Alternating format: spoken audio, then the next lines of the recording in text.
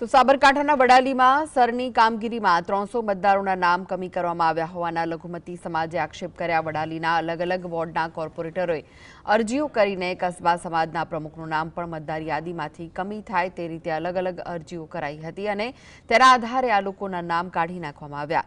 આ મુદ્દાને લઈને ગુજરાત વિધાનસભાના વિપક્ષ નેતા તુષાર ચૌધરી, સાબરકાંઠા જિલ્લા કોંગ્રેસ પ્રમુખ રામ સોલંકી સહિત કોંગ્રેસના કાર્યકરો કલેક્ટર કચેરી પહોંચ્યા। સમગ્ર મુદ્દે જિલ્લા કલેક્ટરને લેખિતમાં રજૂઆત કરીને જવાબદાર સામે કાર્યવાહી કરવા અને પોલીસ ફરિયાદ દાખલ કરવા માંગ કરી હતી।